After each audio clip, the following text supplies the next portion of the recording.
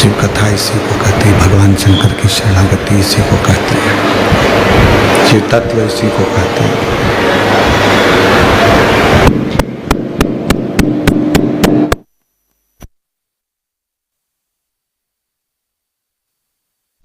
इसी को कहती है कि शिव तत्व शंकर की शरणागति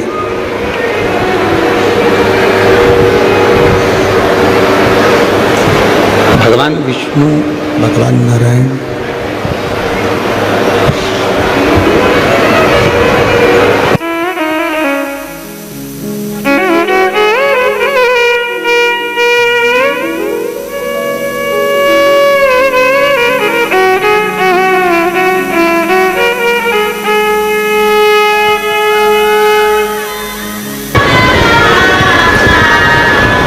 शिव कथा कहती है, भगवान शंकर की कथा वर्णन कर रही है, शिव तत्व कह रहा है, शिव कथा कहती है, भगवान शंकर की पवित्र कथा वर्णन कर रही है। भगवान विष्णु स्वयं भगवान नारायण भगवान शंकर के रंग में ऐसे रंगे हुए थे, भगवान शिव की भक्ति में ऐसे रंगे हुए थे कि एक बार ब्रह्मा जी और भगवान विष्णु के बीच में एक प्रश्न खड़ा हो गया।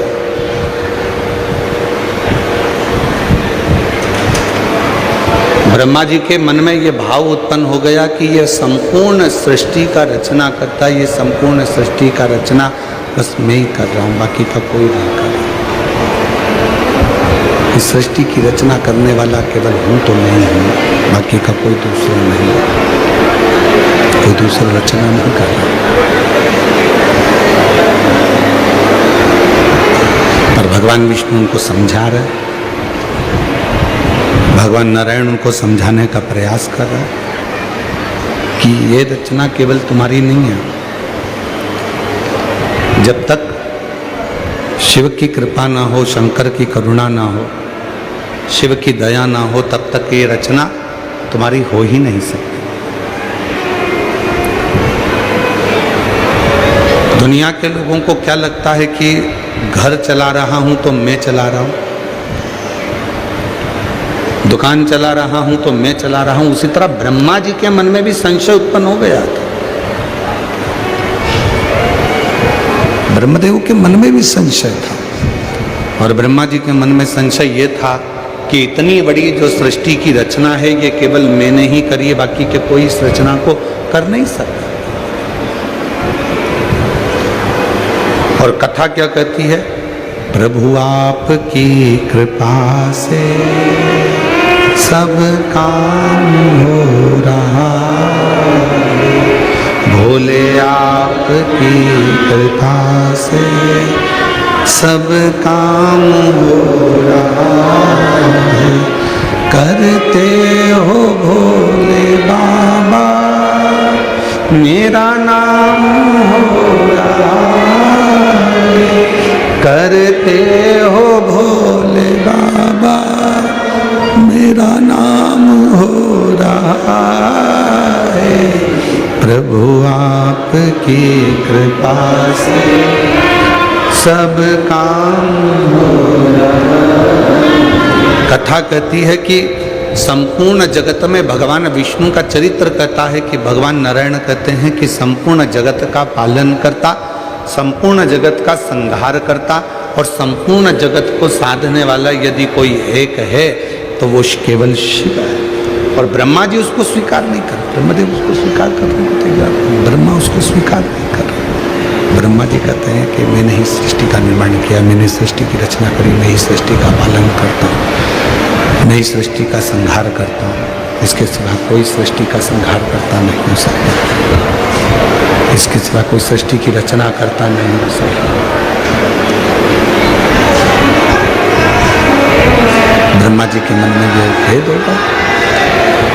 ब्रह्मा जी को लगता है कि केवल मैं ही सृष्टि की रचना कर सकता हूँ, मैं ही संहार कर सकता हूँ। पर भगवान भगवान विष्णु जो शंकर भगवान के रंग में रंगे हुए थे, जैसे पूरा यवतमाल जो क्षेत्र है, आरणी जो क्षेत्र है, ये संपूर्ण जिला, कल भी आपको कहा था कि शिव के रंग में रंगने वाला जिला है पूरा यवतमाल जिला, पूरा जिला।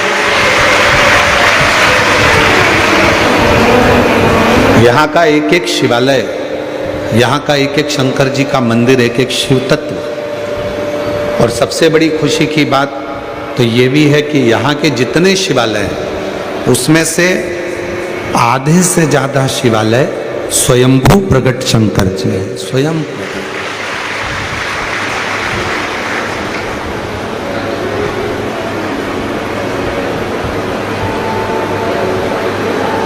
और जहाँ शिव है उसके पास में शक्ति जरूर होती है। तो यवतमाल क्षेत्र में पूरे जिले के अंदर शंकर जी के प्राचीन प्राचीन शिवालय हैं, तो साथ में ही आरणी से ही नजदीक में लगी हुई स्वयं जगत जननी भी वहां विराजमान, स्वयं आदि शक्ति भी वहां विराजमान है, स्वयं जगत जननी जगदम्बा भी वहां विराजमान, माध्य शक्ति भी वहां विराजमान। तो ये जो रंग है, ये जो स्वरूप है, ये कोई साधारण स्वरूप नहीं है।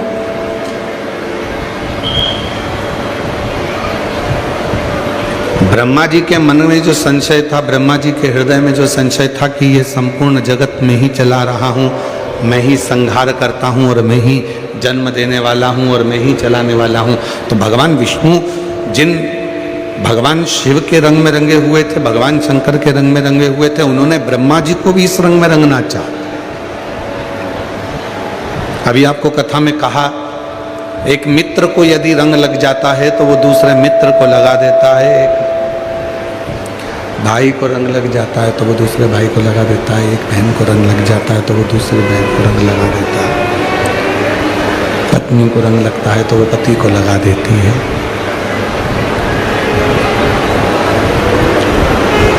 उसी तरह भगवान विष्णु ने जो शिव रंग रंगा है, भगवान नारायण को जो शंकर का रंग जो लगा हुआ है, वो रंग उन्होंने ब्रह्मा जी को रंगाना चाहा। पर किसी किसी व्यक्ति के जीवन में ऐसा होता है कि जो बहुत उन्नति की सीढ़ी पर चढ़ जाता है, बहुत तरक्की की सीढ़ी पर चढ़ विराजमान हो जाता है, बहुत ऊंचे पद पर जो पहुंच जाता है, कोई अच्छी प्रतिष्ठा हो गई, धन हो गया, वैभव हो गया, सत्ता हो गई, दौलत हो गई, कोई अच्छा पद मिल गया, कुर्सी मिल गई, तो वो फिर दो चीजें उसके सम्मुख में आ जाती है। जैसे पद बढ़ा, कुर्सी बढ़ी, प्रतिष्ठा बढ़ी, मान बढ़ा, धन बढ़ा, वैभव बढ़ा, तो दो चीजें उसके सामने आती हैं। पहली,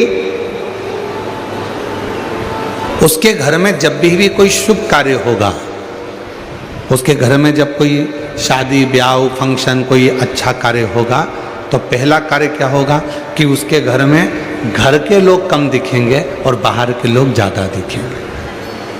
धन बढ़ा, वैभव बढ़ा, सत्ता बढ़ी, कुर्सी बढ़ी, पद बढ़ा, प्रतिष्ठा बढ़ी, और जैसे ही ये सब कुछ बढ़ता है तो घर के लोग उसके शुभ कार्य में कम मिलते हैं और बाहर के लोग ज्यादा मिलते हैं, बाहर के लोग ज्यादा। दूसरा, जब तक उसके पास में धन नहीं रहता, जब तक उसके पास में वैभव नहीं रहता, जब तक उसके पास में कुर्सी नहीं रहती, जब तक उसके पास में प्रतिष्ठा नहीं रहती, जब तक उसके पास में वैभव नहीं रहता, तब तक वो माता पिता की बात को, गुरु की बात को, ईश्वर के वचन को स्वीकार करता है। और जैसे ही उसके पास में पद आ जाता है, प्रतिष्ठा आ जाती है, इज्जत बढ़ जाती है, बहुत सारा वैभव बढ़ जाता है, तो फिर वो उसको जो ईश्वर की बातें हैं, उसको जो धर्म की बातें हैं, उसको जो सनातन की बातें हैं, जो सत्कर्म की बातें हैं, वो सब ढोंग लगने लगती है, प्रपंच लगने लगता है। दो चीजें उसके जीवन में। पत्नी ने अगर व्रत रख लिया, तू क्यों रखती है, भूखी क्यों रहती है, फालतू की बातें क्यों करते हो। वैभव बढ़ा, धन बढ़ा, कुर्सी बढ़ी, पद बढ़ा, प्रतिष्ठा बढ़ी, सम्मान बढ़ा, तो फिर ईश्वर उसको ठीक नहीं लगता, ये सब आडंबर लगने लगता सब। और शिव महापुराण की कथा क्या कहती है, भगवान शंकर का चरित्र क्या कहता है, सारे देव देव हैं और उसमें एक देव मेरा देव अधिदेव महादेव है, मेरा शिव। जितने व्रत माता लक्ष्मी ने नहीं करे, जितने व्रत माता सरस्वती ने नहीं करे, जितने व्रत किसी इंद्राणी ने नहीं करे, जितने व्रत किसी देवता ने नहीं करे, उतने व्रत मेरी माँ जगज्जननी जगदम्बा, उतने व्रत मेरी माँ आद्य शक्ति पार्वती माँ धारण करती है। जितने कोई ना कर पाया उतने व्रत मेरी माँ जगज्जननी जगदम्बा। क्यों? माँ जगज्जननी ये दिखाना चाहती है, माँ जगज्जननी ये बताना चाहती है, माँ जगज्जननी ये दिखाना चाहती है कि पद बढ़े, प्रतिष्ठा बढ़े, नाम बढ़े, शोहरत बढ़े, इज्जत बढ़े, धन बढ़े, तो उसके साथ में तुम्हारी श्रद्धा और तुम्हारा विश्वास भी बढ़ना चाहिए। तुम्हारी श्रद्धा भी बढ़े और विश्वास भी।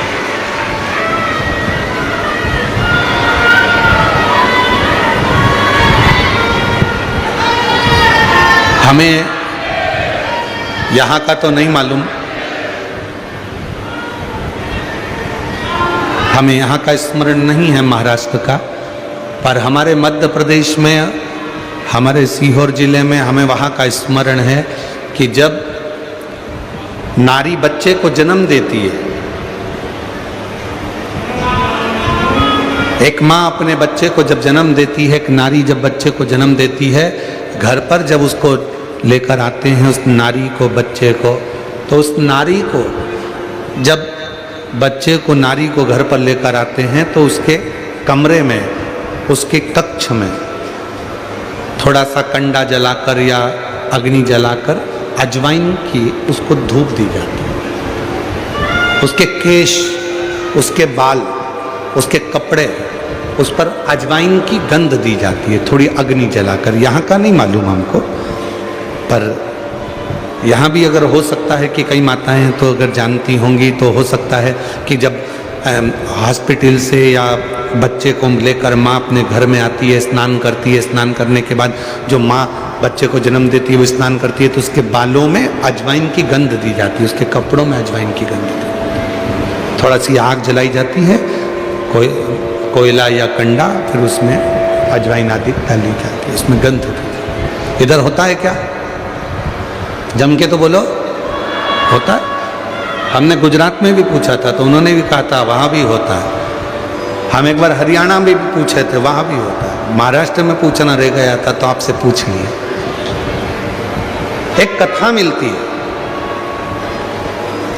कई बहुएं कहती हैं क्या माँ ये आजकल का ये ढोंग प्रपंच है, आजकल का ये गलत कर्म है, पर एक कथा मिलती है आनंदेश्वर महादेव की।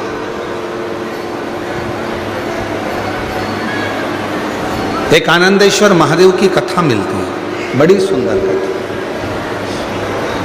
84 महादेव, एक महादेव आनंदेश्वर महादेव, शायद 33 नंबर पर होना चाहिए, 33वें नंबर पर। हो सकता है कि नंबर हमारे स्मरण में ना हो, पर थोड़ा बहुत स्मरण में है कि 33वें नंबर पर आनंदेश्वर महादेव होना चाहिए।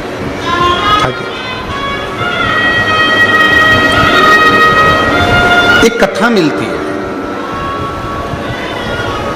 और उस कथा में ये दो चीजें आती हैं, दो चीजें सामने आती हैं। एक आती है, स्त्री जब बच्चे को जन्म देती है और जन्म देने के बाद उसके कक्ष में प्रथम बार अग्नि का प्रवेश कराया जाता है, उसमें अजवाइन दी जाती है, उसका महत्व। और दूसरा, जब चैत्र आता है और चैत्र की जो पूर्णिमा होती है, उस चैत्र की पूर्णिमा में भगवान शंकर को चावल का दाना चढ़ाकर पुत्र की कामना करी जाती है, संतान की कामना करी जाती है। दो चीजें इस कथा में मिलती है, आप थोड़ा ध्यान लगाकर इसको श्रवण करें। आनंदेश्वर महादेव 84 महादेव में एक महादेव है। अब उसका नंबर हमको तो स्मरण में है कि 33 नंबर पर होना चाहिए, पर यदि हमारे विवेक में वो नहीं नंबर आए तो उसमें आगे पीछे हो सकता है। पर आनंदेश्वर महादेव का चरित्र बड़ा सुंदर।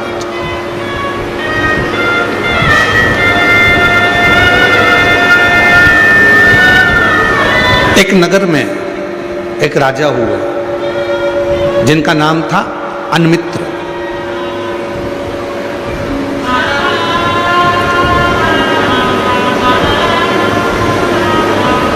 अन्मित्र राजा की धर्मपत्नी का नाम था वरवर्णी।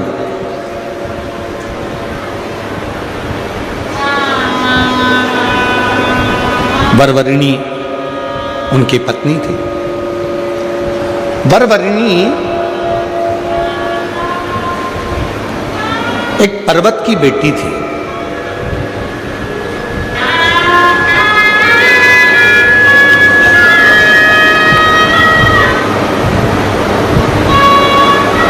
बड़ी सुंदर थी, विद्वान भी बहुत थी।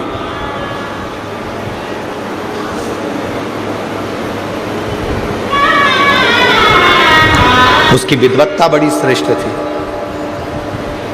अन्मित्र की धर्मपत्नी वरवर्णी गर्भ से हो गई और गर्भ से होने के बाद समय निकला और समय निकलने के बाद उसके गर्भ से एक बच्चे ने जन्म लिया। पहली बार वरवर्णी उस बच्चे को जन्म देने के बाद उस बच्चे को देखती है तो उसकी जिंदगी में उसको आनंद की अनुभूति होती है। और कौन मां है जो बच्चे को देखकर आनंद ना पावे? जब गोदी में बच्चा आता है, गोदी में लाल आता है, तो माता के चेहरे पर प्रसन्नता बढ़ जाती है। कष्ट कितना भी झेला हो उसने, कष्ट कितना भी झेल हो, पर बच्चे को देखकर उसके जीवन में खुशी आ जाती है, उसके जीवन में एक आनंद आ जाता है। कितना भी कष्ट क्यों ना झेले, कितना भी कष्ट से क्यों ना निकले, कितने भी कष्ट से वो निकले, पर उसने अपने बच्चे को देखा और उसके जीवन में खुशी आ गई, उसके जीवन में आनंद आ गया।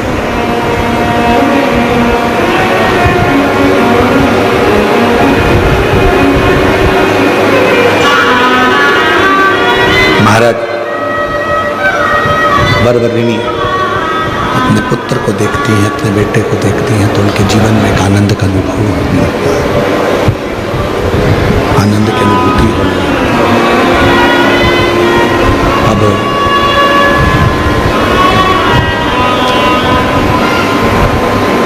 वरवर्णी उस पुत्र को लेकर अपने कक्ष में गई और जैसे ही पुत्र को लेकर कक्ष में गई, बस वरवर्णी ने जैसे ही उस पुत्र को देखकर कहा कि तू मेरा पुत्र है, मेरी जिंदगी की वो सीढ़ी मिल गई कि अब मुझे कहीं भटकना नहीं पड़ेगा, कहीं भटकना नहीं पड़ेगा। जो बालक गोदी में था उसने बोलना चालू कर दिया।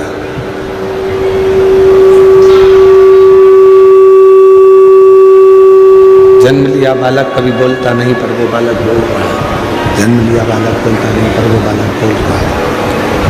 बालक बोलना प्रारंभ करता है।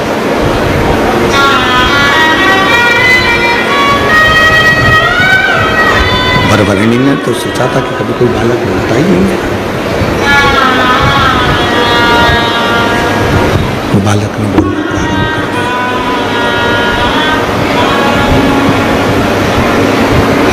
शंभो शंभो शंभो शंभो शंभो शंभो शंभो शंभो शंभो शंभो शंभो शंभो शंभो। वरवर्णी को तो लगा ये बालक बोलने लगा, बोल रहा है। अब जब बालक बोलने लगा, उसके मुख से आवाज निकलने लगी, शब्द निकलने लगा। वरवर्णी जैसे ही बोली कि तू मेरा पुत्र है, तू मेरा आनंद है, तू मेरी वो सीढ़ी है जो मुझे सुख प्रदान करेगी, तो वो सीढ़ी है जो मुझे सुख देगी, आनंद देगी। सुख प्रदान करेगा। शंभु शरणे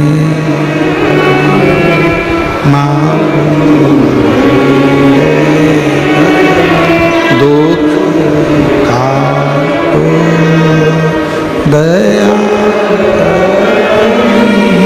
दर्शन ओ शंभु शरणे मांगू घड़ी रे दुख काटो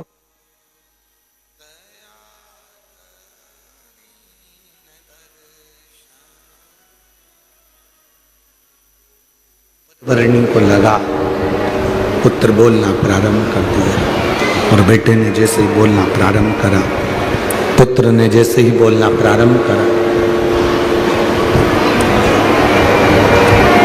बेटा जैसे ही बोलना प्रारंभ करा, वरवर्णी की बुद्धि स्थिर ही नहीं रही। आज तक मैंने नहीं देखा कि कोई बच्चा जन्म के समय पर बोल रहा। आज तक मैंने ये नहीं देखा कि कोई बच्चा जन्म के समय पर बोल रहा। जन्म लेते से ही बच्चे की वाणी आ गई, जन्म लेते से ही बच्चा बोलना प्रारंभ कर दिया।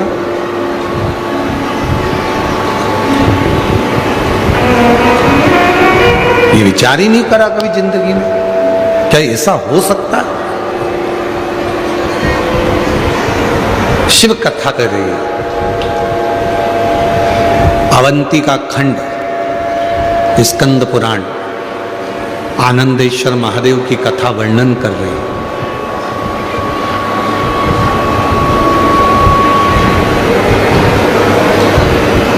जैसे ही वरवर्णी बेटे की आवाज सुनती है, शब्द सुनती है, तो कहती है,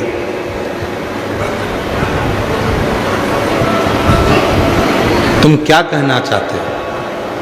बच्चा कहता है कि आप कहती हो कि मैं तुम्हारी सोने की सीढ़ी हूं। सामने एक बिल्ली बैठी है, वो इंतजार कर रही है कि माँ यहां से निकल कर जाए और मैं इस मांस के छोटे से टुकड़े को, इस बच्चे को लेकर भाग जाऊं, खा जाऊं।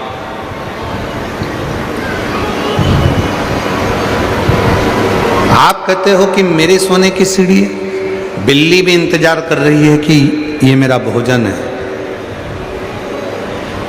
और एक असुरी, एक राक्षसी सामने बैठकर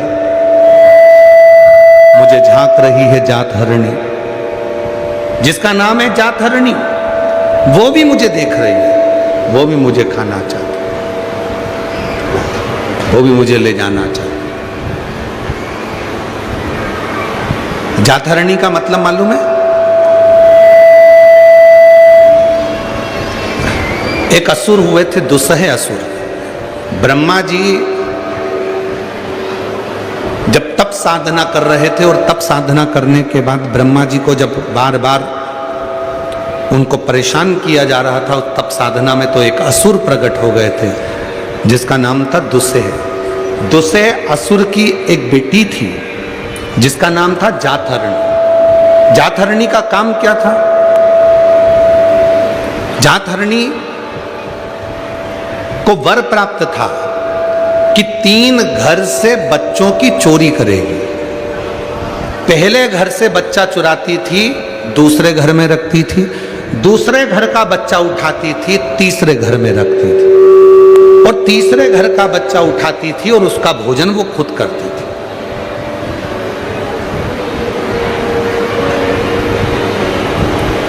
प्रथम घर के बच्चे को ले जाकर दूसरे बच्चे के घर में रख देना, दूसरे के घर का बच्चा उठाकर तीसरे के घर में रख देना, और तीसरे का बच्चा उठाकर स्वयं उसको खा लेना। ये जातहरणी का भोजन था।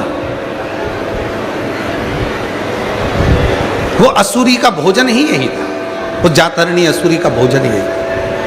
उस भोजन को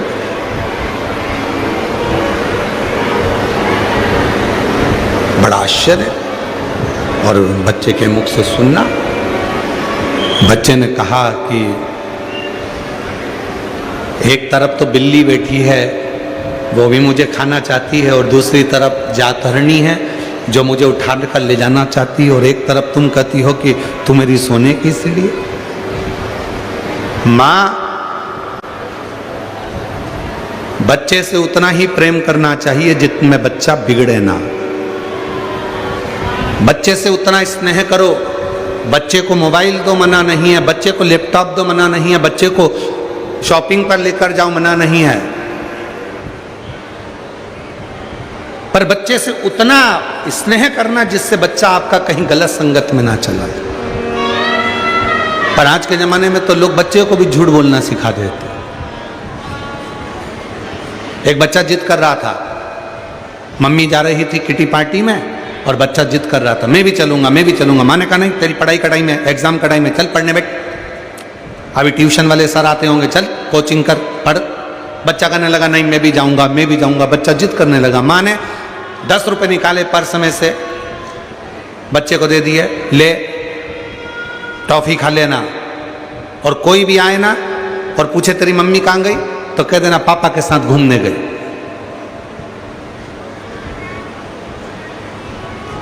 झूठ बोलना किसने सिखाया? माँ ने। कह देना पापा के साथ घूमने गई। अब आज मालूम पड़ा कि कोई साहब मर गए, पापा की जल्दी छुट्टी हो गई, और पापा की जल्दी छुट्टी हुई, पापा की जल्दी छुट्टी हुई, और जैसे ही पापा की जल्दी छुट्टी हुई तो पापा आज घर पर जल्दी आ गए। और घर पर आए, उन्होंने दरवाज़ा बजाया। घर पर आने के बाद में दरवाज़ा बजाते और दरवाज़ा बजाया। घर पर आकर पापा ने जैसे ही दरवाज़ा बजाया, वो पप्पू बाहर आया।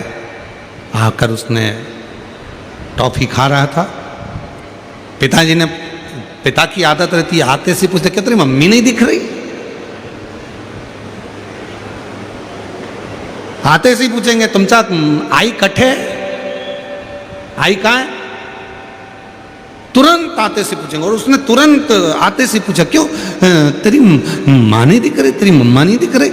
इतने में बच्चा टॉफी खा रहा था, उसने देखा ही नहीं कि पापा है। उसने तो कह दिया मम्मी पापा के साथ घूमने गई है। पापा ने एक थप्पड़ रख कर दिया, तेरा बाप यहाँ खड़ा, किसके साथ चली गई? तेरा पिता तो यहीं खड़ा, फिर वो गई किसके साथ? किसके साथ गई? बस इतना सुना। झूठ बोलना सिखा दिया माँ ने। बच्चे को ट्यूशन में बैठकर पढ़ाना सिखाना पड़ता है। बच्चे को कोचिंग देना पड़ती है।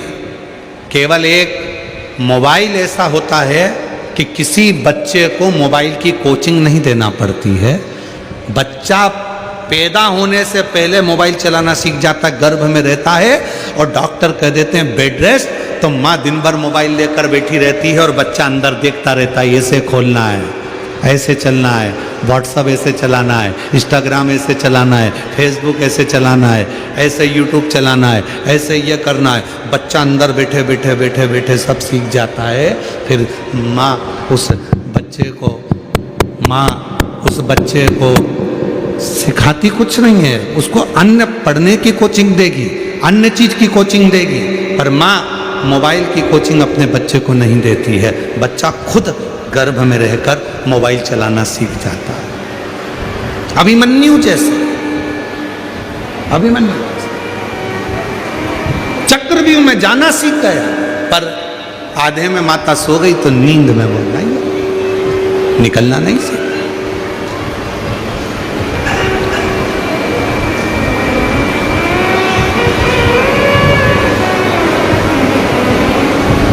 देव, हम मना नहीं करते तुम्हारे बच्चे को मोबाइल मत दो, देव। हम मना नहीं करते तुम्हारे बच्चे को मोबाइल मत दीजिए, पर उस बच्चे को मोबाइल भी उतना दीजिए जितना उसकी जिंदगी के लिए सार्थक हो। उसकी जिंदगी बिगाड़ दे तो वो मोबाइल किसी काम का नहीं।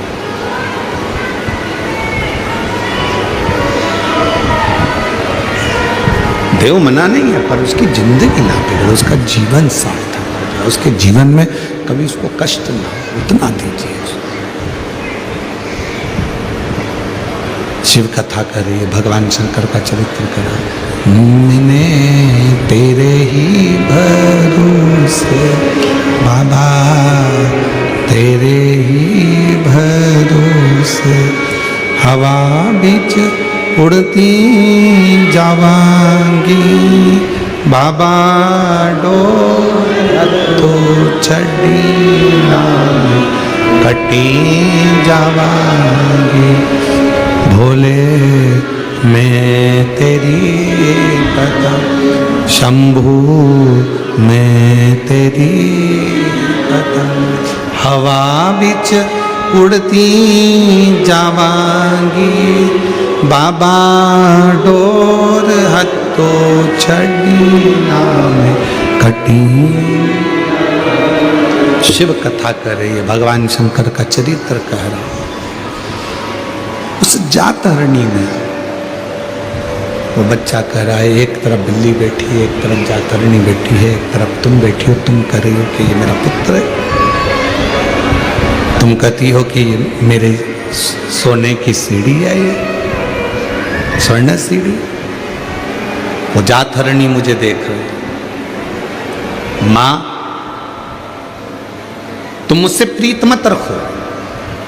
वो बच्चा कह रहा है अपनी माँ वरवरणी से, तुम मुझसे प्रीत मत रखो, मैं तो कुछ दिन का हूँ, थोड़े से दिन मेरे हैं जीवन के, मुझे थोड़ा सा दिन मिला है जीवन, मेरी थोड़ी सी जिंदगी है, जितना जी लूँगा जी लूँगा।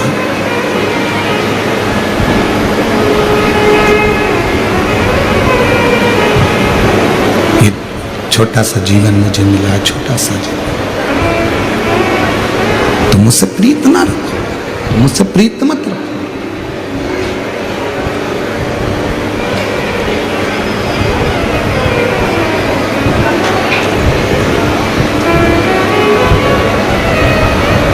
थोड़ी देर बाद एक ये बालक वरवरणी का और एक कपिल देव जी महाराज। कपिल देव जी महाराज ने भी अपनी माता देवहूति को ज्ञान दिया था, और वरवरणी का जो पुत्र हुआ है आनंद, उसने भी अपनी माता को ज्ञान दिया। देवहूति को जो ज्ञान मिला था, उस देवहूति ने उस ज्ञान से अपने जीवन को सार्थक कर लिया।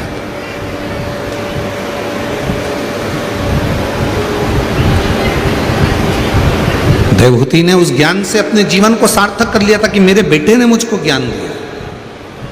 श्रीमद् भागवत कथा में माता देवहूति का चरित्र आता है कि माता देवहूति को अपना पुत्र स्वयं कपिल देव जी महाराज उनको ज्ञान दे रहे थे, स्वयं पुत्र ज्ञान दे रहा। और शिव पुराण यह कहती है कि ज्ञान कहीं से भी प्राप्त हो, कैसे भी प्राप्त हो, कभी भी प्राप्त हो, उसको ग्रहण कर लेना चाहिए। पर ज्ञान आडंबर के अंधकार में नहीं होना चाहिए, पाखंड के अंधकार में ज्ञान नहीं होना चाहिए।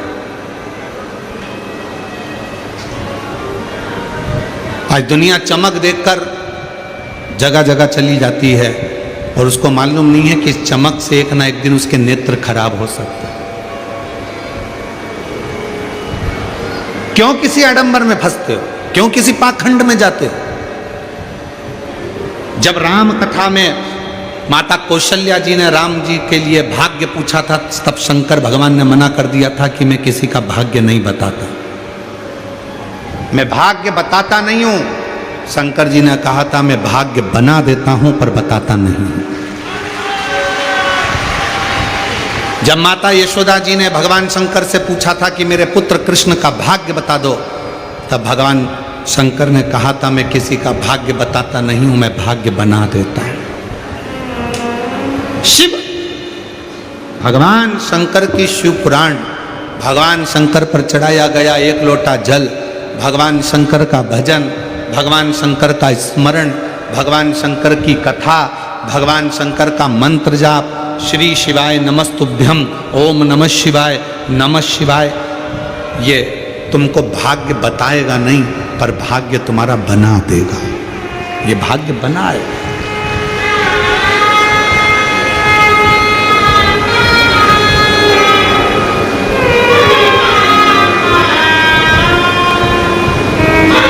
जो तुमसे कहे कि मेरे पास आकर बैठो मैं तुम्हारा भाग्य चमका दूंगा, बिल्कुल मत समझ लेना कि पक्का झूठ बोल रहा है।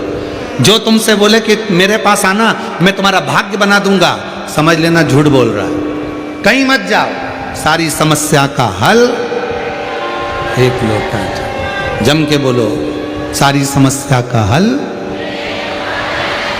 जब सीहोर वाला बाबा इतना डंका पीट पीट के कह रहा है कि कहीं मत जाओ, एक लोटा जल चढ़ाओ, तुम्हारी किस्मत तुम्हारा भोलेनाथ बना देगा, कहीं मत जाओ, अपने घर के मंदिर में जाओ, अपने घर के पास के मंदिर में एक लोटा जल चढ़ाने जाओ, कहीं किसी चुंगल में मत फंसो, किसी के आडंबर में मत फंसो। क्यों फंसो?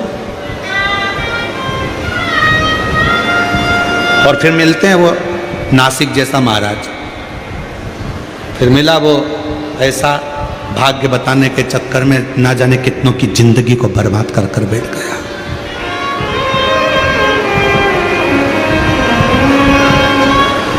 क्यों जाना? क्यों आडंबर में फंसना? क्यों पाखंड में फंसना? एक लोटा जल सारी समस्या का हल। जब दुनिया का हल, राम जी महाराज सेतु पर चढ़ाई, सेतु बांधना चाहते हैं, लंका पर चढ़ाई करना चाहते हैं, तो मेरे राम जी ने एक लोटा जल चढ़ाया, शिव जी को राजी करा, लंका का राज्य पाया।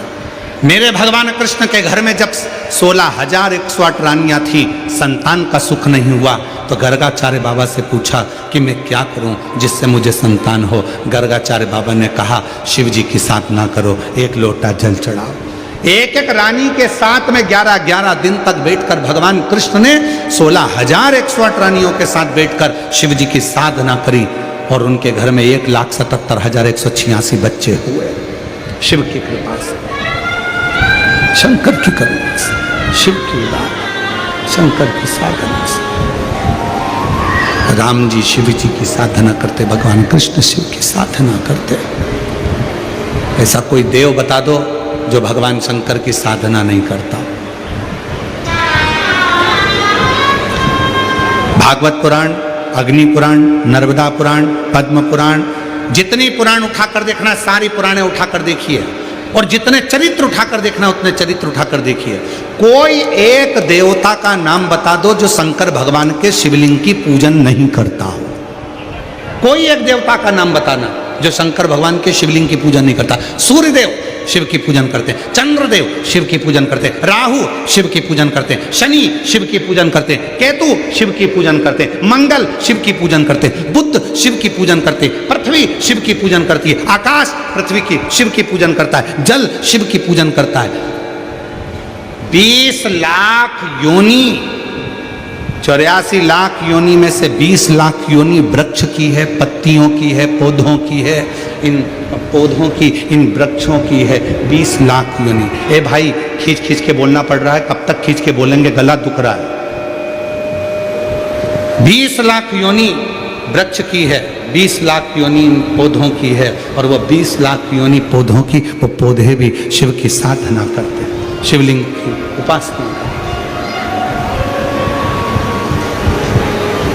शिव साधना में डूबे हुए हैं। कौन? गणेश जी महाराज शंकर जी की साधना करते हैं, कार्तिकेय बाबा शिव की साधना करते हैं, माँ जगत जननी शिव की साधना करती है, दुर्गा भवानी शिव की साधना करती है, माँ रेणुका माता भी शंकर की साधना में डूबी रहती हैं। ऐसा कोई बताओ। सप्तशृंगी माता शिव की साधना करती है, माँ विजासन शिव की साधना करती है, माँ जगत जननी शिव की साधना करती है, माँ सरस्वती शिव की साधना करती है, ब्रह्मा शिव की साधना करते हैं, विष्णु शिव की साधना करते हैं। ऐसा कोई इंद्र शिव की साधना करते हैं। ऐसे कोई देवता, जो देवता शिव की साधना ना करता हो उसका नाम बताओ, जो शंकर के शिवलिंग की पूजन नहीं करता। हमारे 33 कोटि देवताओं ने हमको उपदेश दिया कि तुम कहीं मत भटको, केवल एक काम करो, अपने घर से एक लोटा जल लो और शंकर भगवान को समर्पित करना प्रारंभ करो। शिव सारी समस्या का हल तुम्हारे सामने कर देंगे। कहीं मत जाओ, कहीं।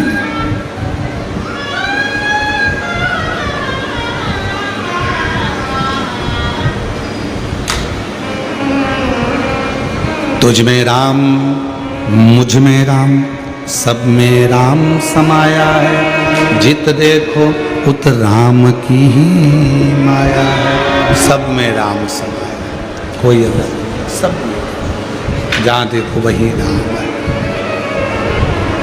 सीहोर कौन कौन गया? हाथ उठाओ जरा। कुबेरेश्वर धाम गए हो आप लोग? वहाँ क्या कहा जाता है?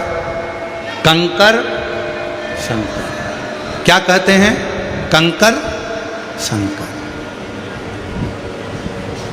वहाँ ये नहीं कहा गया कि कोई इंसान शंकर है, वहाँ ये नहीं कहा गया कि कोई बाबा जोगी सन्यासी शंकर है, वहाँ ये कहा गया कि कंकर शंकर है। आप कंकर को उठाओ, पूजन करो, शंकर माना, पूजा लेकर अपने घर आ गए, वो कंकर को शंकर मान गए।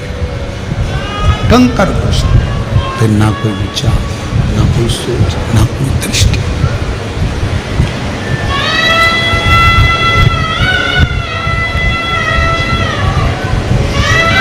एक प्रसंग याद आता है।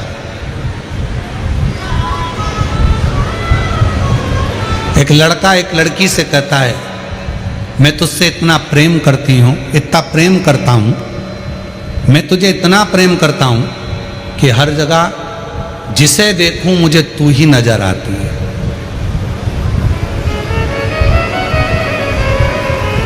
मैं तुझसे इतना प्रेम करता हूँ, इतना प्रेम करती हूँ कि जहां देखूं मुझे हर एक में तू ही नजर आता है। अगर हर एक में तू ही नजर आता है तो फिर ये प्रेम कहाँ हुआ? प्रेम किसको कहते हैं?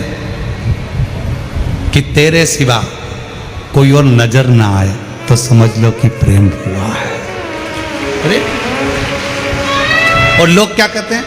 मैं इतना प्यार करती हूँ, इतना प्रेम करती हूँ, इतना प्रेम करती हूँ कि हर एक में तू ही दिखता, हर एक में तू ही दिखता है। मतलब प्रेम है ही। प्रेम होता तो तेरे सिवा और कोई ना दिखता तो समझो कि प्रेम हुआ है, तो समझो कि प्यार हुआ।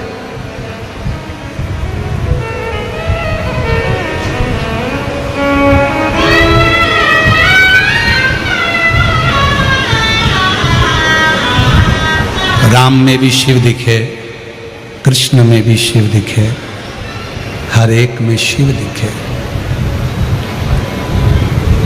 जिसको देख रहे हो, जिसका स्मरण कर रहे हो, उसमें शिव के सिवा कुछ ना दिखे, कुछ।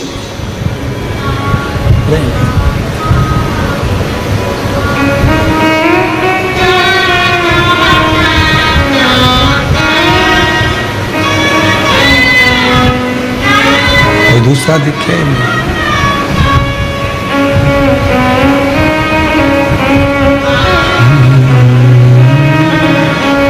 मेरे तन में भी शिव, मेरे मन में भी शिव, रोम रोम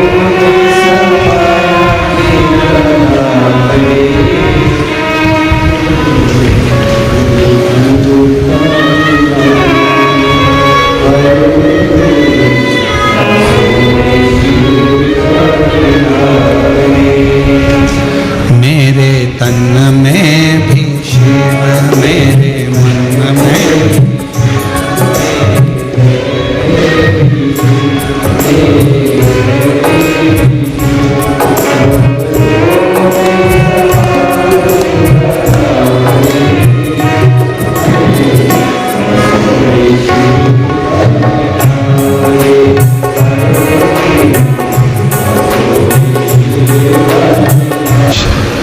दो उपदेश।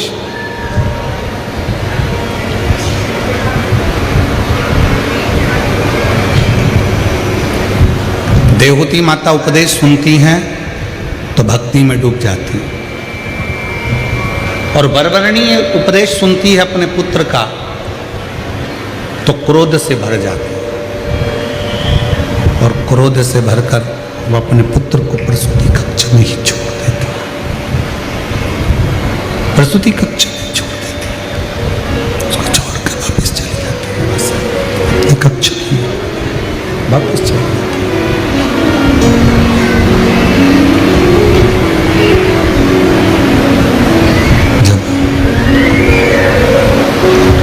जैसे ही वरवर्णी बेटे को प्रसूति कक्ष में छोड़कर गई, जैसे ही वरवर्णी प्रसूति कक्ष में अपने पुत्र को छोड़कर गई, वैसे की वैसे ही जात हरणी आ गई और वो जात हरणी जिसको वर था 3 स्थान से बच्चों को बदलने का, एक स्थान से लेकर जाती थी, दूसरे जहाँ बच्चे का जन्म हुआ था वहाँ रख देती थी और वहाँ के बच्चे को उठाकर तीसरी जगह ले जाती थी, तीसरी जगह रखकर उसका भोजन करना, तीसरी जगह के बच्चे को उसको खाना था, उसको वर। जातहरणी आई, बच्चे को उठाया वरवरणी के और लेकर राजा विक्रांत के यहाँ पहुंच गए।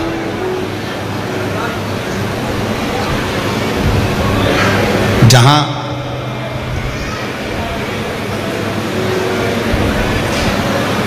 राजा विक्रांत की धर्मपत्नी के गर्भ से एक बच्चे ने जन्म लिया और राजा विक्रांत के यहाँ उस जातहरणी ने वरवरणी के पुत्र को ले जाकर रख दिया और राजा विक्रांत के बेटे को लेकर चली गई और वहां से उठाकर एक बुद्ध ब्राह्मण के यहाँ पहुंच गए। बुद्ध ब्राह्मण के यहाँ जातहरणी ने राजा विक्रांत के बेटे को रख दिया और बुद्ध ब्राह्मण के बच्चे को उठाकर ले गई और उस बच्चे को वो खा गए, उस बच्चे को खा गए। अब वरवरणी का बेटा जिसको वो लेकर चली गई थी वो तो लगा कि समाप्त हो गया, पर राजा विक्रांत के घर में जैसे ही वो बच्चे का जन्म हुआ खूब उत्सव मनाया। राजा विक्रांत को भी नहीं मालूम कि मेरा असली बच्चा तो जातहरणी लेकर चली गई है और उसे किसी ब्राह्मण के घर में छोड़ दिया है, पर राजा विक्रांत के यहाँ जन्मोत्सव मन रहा था। बच्चा बड़ा हो गया। जब बच्चा बड़ा हुआ 7 वर्ष की आयु जब बच्चे की हुई और उसको गुरु के घर विद्याध्ययन के लिए जब भेजने लगे तब वो बच्चा गुरु की आज्ञा से, गुरु ने कहा अपने माता पिता को प्रणाम करो, अपने माता पिता को नमन करो, प्रणाम करो। तो उस बच्चे ने फिर बोलना प्रारंभ किया। बच्चा बोला, गुरुजी आप कहते हो कि माता पिता को प्रणाम करो, तो ये बताएं कि जन्म देने वाली माँ को प्रणाम करना है कि पालन करने वाली माँ को प्रणाम करना। राजा विक्रांत को बड़ा आश्चर्य हुआ। भरी सभा में ये बच्चा कह रहा है, इतनी बड़ी सभा लगी है और इस सभा में ये बच्चा क्या रहा है कि जन्म देने वाली माँ को प्रणाम करूं कि पालन करने वाली माँ को प्रणाम करूं। इतने में राजा विक्रांत अपनी कुर्सी से उठकर सामने आकर खड़े हो गए। राजा विक्रांत ने पूछा, क्या तुम्हारी 2 माताएं? बच्चा कहता है, एक माँ वो जिस माँ का घर छोड़कर आया हूं और दूसरी माँ ये जिसके घर में मैं आया हूं। क्या मेरी धर्मपत्नी तुम्हारी दूसरी माँ है? हाँ। वो बच्चा इतना विद्वान था जिसका नाम राजा विक्रांत ने आनंद रखा था। आनंद। शिव महापुराण की कथा कहती है कि वो आनंद नाम का जो बच्चा था, जो वरवरणी के गर्भ से जन्मा था, वो शिव का पुराना उपासक था। माँ गोदावरी के तट पर रहता था। गोदावरी के तट पर रहकर वो केवल एक काम करता था, उसने ना कभी जिंदगी में किसी देवालय को गया, ना गोदावरी के तट पर रहने के बाद वो किसी शिवालय को गया। वो तो केवल गोदावरी के तट पर रहकर एक कार्य करता था, माँ गोदावरी के जल को उठाता था और किसी एक शिला पर डाला करता था। गोदावरी के जल को भरता था और एक शिला पर डाला करता था। वो ये भी नहीं जानता था कि ये शिवलिंग है कि शिला है कि कोई देवता है कि कोई देवी है कि कोई स्थान। केवल जल भरता गोदावरी का और डालता। शिव महापुराण की कथा कहती है, माँ गोदावरी का जल एक ऐसा जल है जिसका मात्र स्पर्श कर लेने से शिव की करुणा प्रारंभ हो जाती है, शिव की कृपा प्रारंभ। माँ गोदावरी का जल एक ऐसा जल है, माँ गोदावरी का जल एक ऐसा जल है जिसका स्पर्श मात्र, जब जीव केवल गोदावरी के जल का स्पर्श मात्र करता है तो शंकर की करुणा आप रूप उस पर होना प्रारंभ हो जाती है। गोदावरी के जल की इतनी मालूम।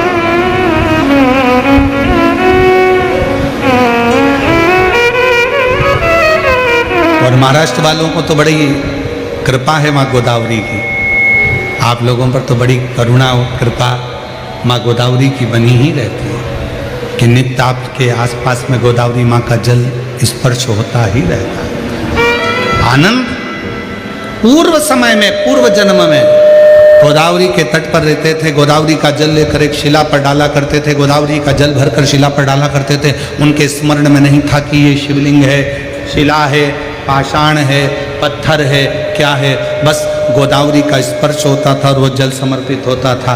उसी गोदावरी के जल के स्पर्श से उसके स्मरण में पूर्व का जन्म रहा और उसने पूरा चरित्र राजा विक्रांत को कह दिया कि एक जलहरणी नाम की असुरी मुझे उठाकर लेकर आ गई अपने माँ के घर से और तुम्हारे घर में रख दिया, और तुम्हारे घर के पुत्र को उठाकर ले गई, बुद्ध ब्राह्मण के घर में रख दिया, और उस बुद्ध ब्राह्मण के बच्चे को उस जलहरणी ने, जातहरणी ने खा लिया। मेरा बेटा? हाँ। कहाँ है? कहा वो बुद्ध ब्राह्मण के घर में है, उसका नाम चैत्र है, उसके माता पिता ने उसका नाम चैत्र रखा, और वो बालक साधारण नहीं है, केवल एक वही बालक है जो उस जात हरणी को समाप्त कर सकता।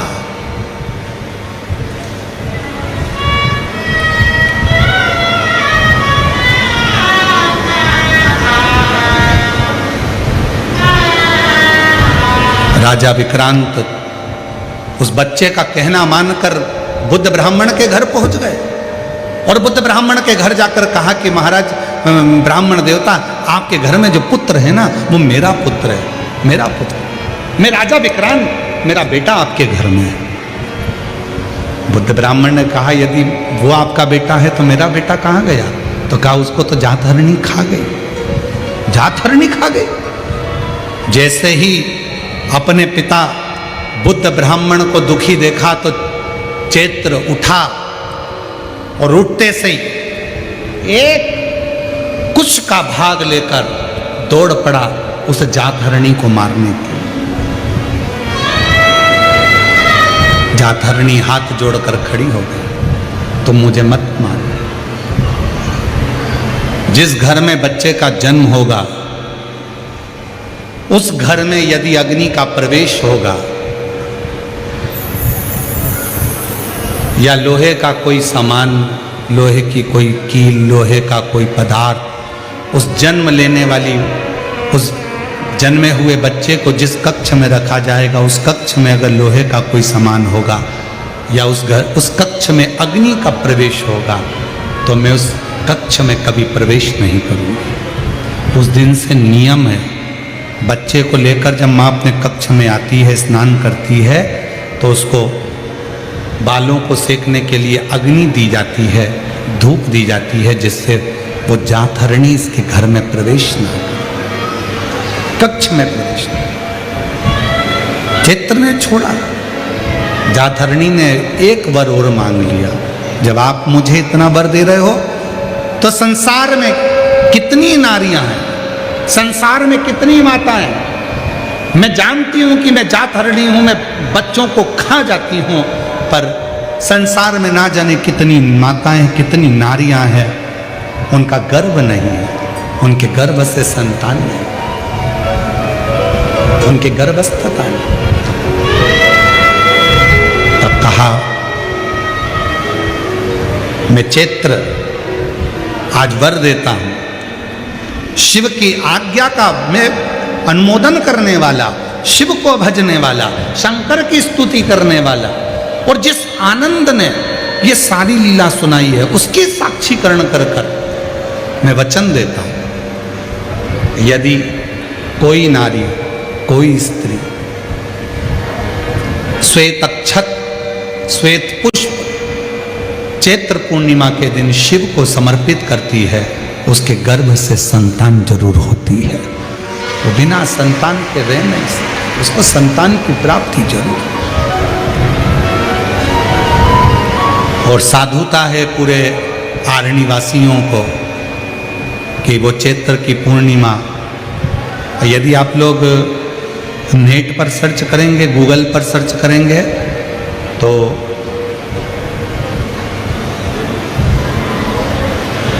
साउथ में, दक्षिण में जो चैत्र की पूर्णिमा होती है उसे शिव झूलन पूर्णिमा भी कहते हैं।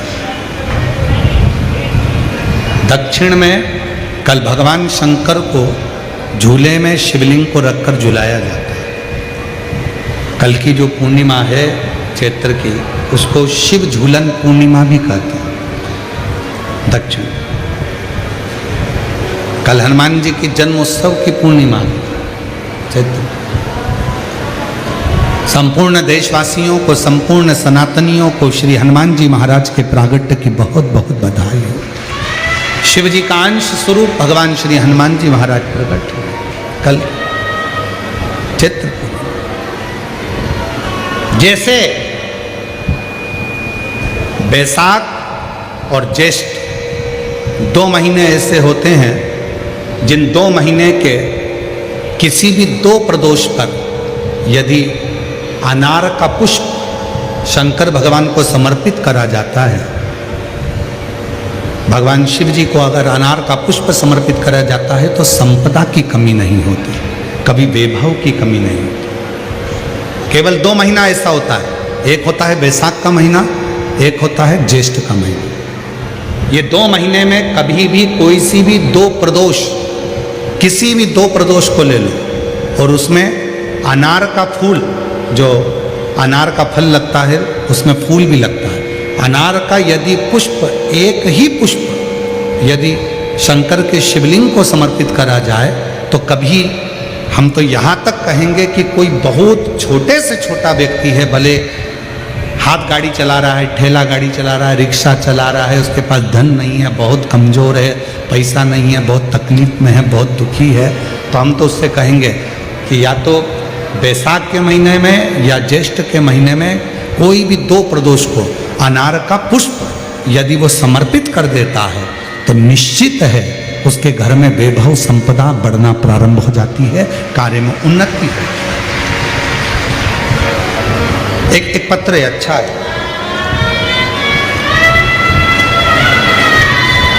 देखिए।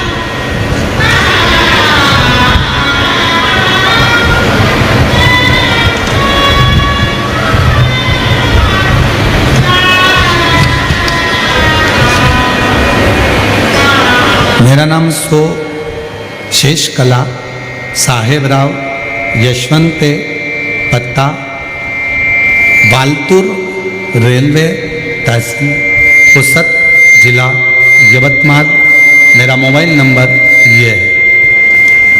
बाबा, मैं 1 लोटा जल का क्या वर्णन करूं।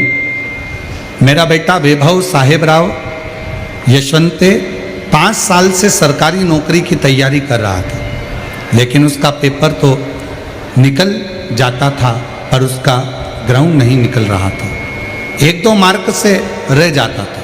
फिर हमें आपकी कथा के बारे में पता चला तो मैं आपको अकोला के कथा में सुनने के लिए पहुंच गए। पशुपति व्रत भी किया, मंदिर में झाड़ू पोछा करती गुरुदेव। बेटे ने भी 2 पंडाल में कथा सुनी। आप कहते हैं कि पंडाल में बैठकर जो मांगा जाता है वो मिलता है। मेरे बेटे ने 2 पंडाल में बैठकर कथा सुनी।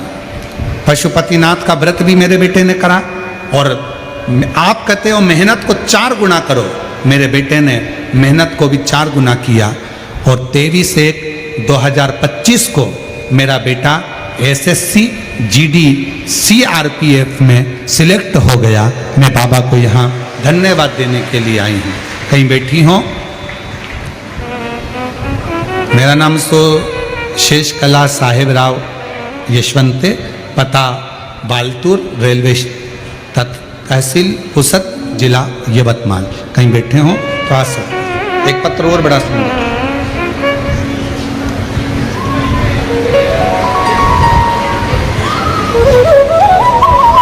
मैं अंत कला शिव शंकर रणखाब लाख तहसील ओढ़ा नागनाथ 8वां ज्योतिर्लिंग जिला हिंगोली महाराष्ट्र की रहने वाली हैं। कहीं बैठी हो तो आ सकती हैं। गुरुदेव, शादी को 10 साल पूरे हो गए थे पर संतान का सुख नहीं। हर जगह दिखा दिखा कर हार गए तो भी संतान का सुख नहीं आया। गुरुजी, बाबा की कृपा से 2022 में शिव की कथा श्रवण कर कर सीहोर कुबरेश्वर धाम जाकर कंकर शंकर का पूजन किया और आपकी कथा हिंगोली, परभणी, आकोला में सुनी और बाबा की कृपा से मेरा गर्भ ठहर गया। गर्भ ठहर गया पर 4 महीने का गर्भ होने पर डॉक्टर को दिखाया तो कहा कि इसकी धड़कन नहीं आई है। डॉक्टर ने कहा इसको निकाल दीजिए, परंतु कैसे? बड़ी मुश्किल से तो शिव ने दिया था। हम हैदराबाद चले गए और वहां पर भी इलाज करवाया पर किसी कारणवश संतान के सुख में कुछ तकलीफ आई। बाबा ने फिर वापिस ऐसी कृपा कर दी कि उसी बच्चे को जो गर्भस्थ रखा, उसी बच्चे को बाबा ने धड़कन देकर पुनः जीवित किया। मैं बाबा को धन्यवाद देने के लिए आई हूँ। इतना संघर्ष किया है गुरुदेव और बाबा की कृपा से आज शिव जी की कृपा से मेरा बच्चा पूर्ण तरह से स्वस्थ है, जो 10 साल बाद मुझे बाबा ने दिया है। कहीं बैठे हों तो आ सकते हैं। एक पत्र और बड़ा सुंदर है। गुरुदेव,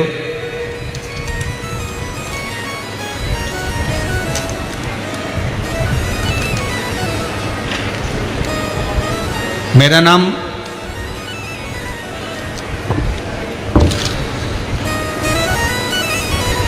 नाम आकाश दिलीप नलगे, उम्र 25 साल।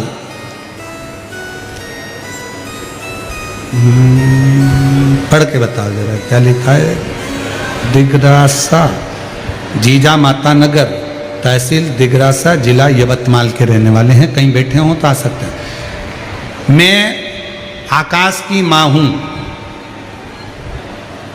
धन्यवाद। मेरा नाम आकाश है। मेरे बेटे के लिए भोले बाबा से पूजा करी थी और प्रार्थना करी थी कि मेरे बेटे की सरकारी नौकरी लग जाए। बहुत प्रयास करता था पर लगी ना। तब शिव जी की कथा को पंडाल में बैठकर सुना और बाबा की ऐसी कृपा हुई, आज मेरा बेटा सरकारी बैंक में नौकरी में लग गया। मैं बाबा को यहाँ प्रणाम करने के लिए आई हूँ। कहीं बैठी हो तो आ सकते हैं। एक पत्र और बड़ा सुंदर है।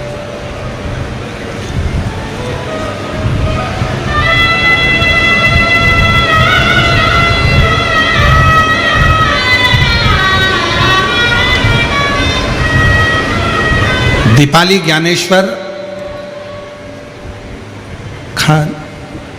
खंडबे रहने वाले सावंगी खुर्द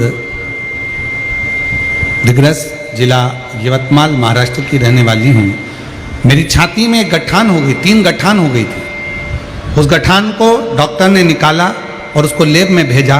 तब डॉक्टर बोले कि आपको कैंसर है और वो भी 4 का है। मैं घबरा गई। छाती को निकाला गया, सारा इलाज चला पर डॉक्टर ने कहा कि ये कैंसर तो पूरे शरीर में फैल चुका। डॉक्टर ने जब जवाब दिया तब किसी के कहने पर शंकर के मंदिर में भेजती, जल मंगवाती, उसको पीती और शरीर पर लगाती। डॉक्टर ने तो थोड़ा सा समय दिया था गुरुदेव। 2023 डॉक्टर ने थोड़ा सा समय दिया था, कुछ महीने, पर आज बाबा की कृपा से 2026 में भी अगर बैठी हूँ तो शिव की कृपा से जीवित बैठी हूँ। शंकर ने मुझे संभाल लिया। मैं शिव को नमन करती हूँ, प्रणाम करती हूँ। ये शिव तक, ये शंकर कहीं बैठे हों तो आ सकते हैं। और जो जैसी भावना लाया वो वैसा ही कर पाया, नहीं खाली उसे लौटाया, वो मन ही मन हर्षाया। सब बोलेंगे कर दिया माला माल काशी वाले, लुटा दिया भंडार काशी वाले, लुटा दिया भंडार काशी वाले, कर दिया माला काशी वाले। शिव कथा कर रही है। विक्रांत अपने पुत्र को लेने के लिए, अपने बेटे को विक्रांत चित्र को लेकर आता है। जो बालक जातरणी ने उठाकर विक्रांत के घर पर रख दिया था, उस बालक को विक्रांत ने हाथ जोड़कर नमन कर, उसका आदर कर, सत्कार कर, उसको निवेदन कर, उसका वो बालक था जिसका नाम आनंद है। आनंद, तुम अपने माँ वरवरणी के पास, अपने पिता